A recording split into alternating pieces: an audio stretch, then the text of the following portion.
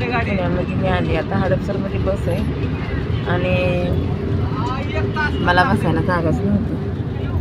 इंदापूरपासून ते पार हडपसरपर्यंत. तर एक मुस्लिमची लोक होती, नवरा बायको, त्यांनी मला जागा दिली बसायला. बघा ना, दुसऱ्या कुणीच लोकांनी मला बसायला मदत नाही केली. मुस्लिमच्या दोघांनी, नवरा बायकोनी मला मदत केली बसायला, की तुम्ही बसत आहे इथं म्हणून.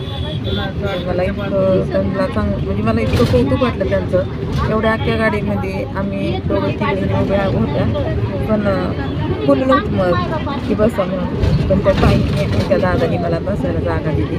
एवढ्या वेळचं मी उभं होती 2-3 तास. खरंच त्या दादासाठी मला खरंच एवढं छान वाटतं. त्यांना काय बोलावं तेच कळत नाही. तर आता हडपसरमध्ये मी आलेली आहे. मला घरी यायला किती 8 तरी वाजते. सगळं व्हिडिओ बघत ना पुढे असं माझा प्रवास कसा होतो, कशी आली कशी गेली 1 दिवसामध्ये. तुम्ही बघा माझा प्रवास कसा. माझ्या माहेरावरून मी आत्ताच आली फ्रेंड्स. मी काल गेली होती. तर काय झालं की मी मी कामावरून सुटली 1 वाजली, घरी यायला 2 वाजले.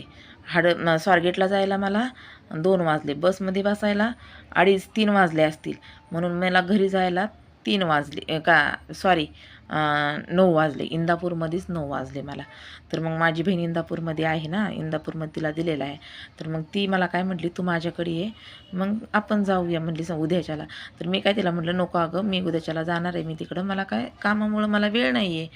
तर ती म्हटली, अगं तिकडल्या आता गाड्या पण बंद झाल्या, तू कसं जाणार, आपण दोघीही उद्या जाऊ मग तिकडं म्हटली. म्हटलं ठीक आहे. मग रातच्या रात थांबली मी तिच्यापाशी, आणि तिच्यापाशी थांबल्याच्या नंतर मग मी गेली. मग मला तरी तिथून निघायला 8 वाजल्या, घरी जायला 10 वाजल्या. लवकर मला बस भेटत नव्हती, काय नाही. आणि त्यातमध्ये मला टेन्शन होतं की मला परत पुण्याला पण जायचं आहे लवकरच. त्याच्यामुळं नाही का, मी तिला काय म्हटलं की लवकर आवर. मी घरी गेली, आईकडे गेली. आई माझ्या गळ्यात पण रडायला लागली, बहिणीच्या गळ्यात पण रडायला लागली आम्हाला बघताच. तर लय वाईट वाटलं. आणि मग मी ब्लॉग टाकलेले आहेत, तुम्ही ब्लॉग बघा, ते थोडे थोडे करून. मी खूप मोठे मोठे होते ब्लॉग, तर मी थोडे थोडे करून ब्लॉग टाकलेले आहेत, तुम्ही ती बघा. तर मग तिथे गेल्याच्यानंतर माझ्या बहिणीने स्वयंपाक केला 2-3 टायमाचा.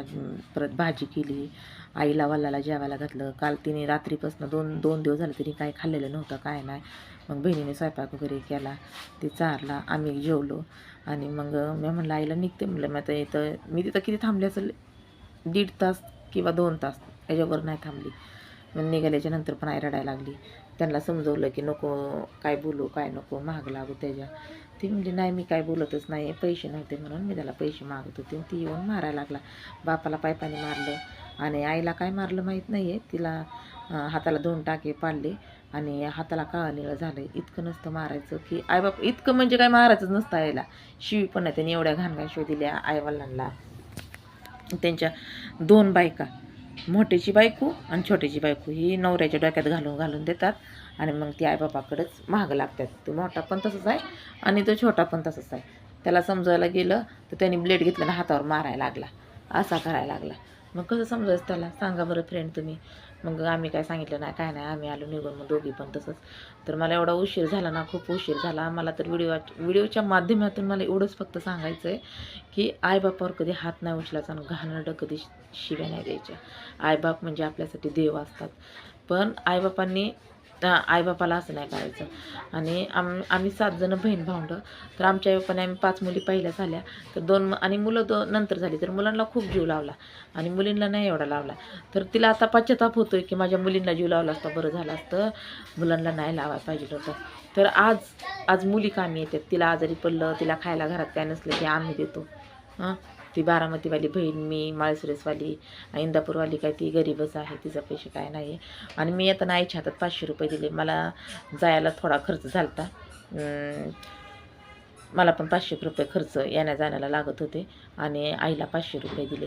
माझ्याच्या जेवढे आहेत तेवढे मी तिला दिले, कारण की माझ्या 2 मुलांना मी एकटी करून खायला घालते. माझ्या मिस्टरांनी काय केलेलं आहे की बाहेर एक बाई ठेवलेली आहे, त्या बाईकडेच राहतो तो आमच्याकडे काही येत नाही. त्यामुळे मग मला मुलांचं शिक्षण वगैरे मला एकटीलाच करायला लागतं आहे. मग 2 मुलं आहेत. मग त्या मुलांसाठी मग रोजचं मला कामाला मी एक दिवस पण सुट्टी नसते मला. मग मी एकटी करते. मग मला एवढे आई-बापाला द्यायला पैसे नसते तरी पण काय काय मी देतच असते. मध्ये थोडं माझं नाही थोडं खटकलं तर मी आईला नव्हती हे करत. पैसे काय पाठवत नव्हते रागाने. पण आता ह्यावेळेस दिले. मी प्रत्येक वेळेस देते. प्रत्येक वेळेस आजारी पडली, घरात काय नसलं की मी देतच असते आईला पैसे. पण आता मी जे तिची माई थोडंसं झालं होतं जरा थोडीशी माई लेकीमध्ये होतच असते थोडंफार. तर ती कशावरनं झालं होतं की भावाची साईड घेत होती म्हणून. मग हे असं झालं बघा. मग मी काय केलं, मग जेवढे होते माझ्यापाशी तेवढेच मी दिले आई-बापाला. जे काय खरं आहे ते खरं आहे. तर मग दिले. मग तिथून मग निघाली मी किती वाजता? 1:30 वाजता. मग मला तिथून बस मिळाली 2:30-3 वाजता बस भेटली. मला बसच भेटत नव्हती आणि मी उभा राहून इंदापूरमधनं जे हडपसरपर्यंत उभा राहून आली. 4-5 गाड्यामध्ये पहिलं पण जागाच नव्हती, बिलकुलच जागा नव्हती. तर मग मला एवढा उशीर झाला. मग मी हडपसरमध्ये आल्याच्यानंतर दोघं नवरा-बायको होते. त्यांना माझी दया आली. त्यांनी मला जागा दिली बसायला. थोडं बसले तर बरं वाटलं. मी घरी आले आता. तर बघा आता किती वाजलेत बघा. 9 वाजलेत आता. 9 वाजले आत्ता पोचली. तर मित्रांनो सॉरी माझ्या फ्रेंड. तर मला काय बोलता येत नाही जास्त. मी काय चुकले असं तर मला माफ करा. मला एवढं बोलता येत नाही आहे. तर आत्ता वाजल्यात 9. तर मी पण आता जेवण वगैरे करते आणि झोपते मी. मला पण खूप कंटाळा आला आहे आता. माझं एवढंच फक्त व्हिडिओच्या माध्यमातून सांगायचं, आईबापाला मारू नका, शिव्या नका देऊ. आईबापा आपल्यासाठी देव असतात. फक्त एवढंच मला सांगायचं आहे. आणि माझ्या भाऊ तर व्हिडिओ बघत असेल तर माझ्या भावाला विनंती करून सांगते की आईबापाला तुम्ही प्लीज त्रास देऊ नका, मारू हाणू नका. त्यांच्यामध्ये आता काय राहिलं नाही आहे. तर खरंच त्यांना मारू नका तुम्ही. हात जोडून विनंती करून मी तुम्हाला सांगते. माझी व्हिडिओ तर तुम्ही बघत असाल तर तुम्ही व्हिडिओ बघा आणि मी तुम्हाला कळकळीनं सांगते की आईबापाला तुम्ही मारू नका. चला फ्रेंड, चला मी पण आता जेवण करते, झोपते. चला खूप वेळ झाला आणि व्हिडिओ खूप मोठा होतो. तर गुड नाईट.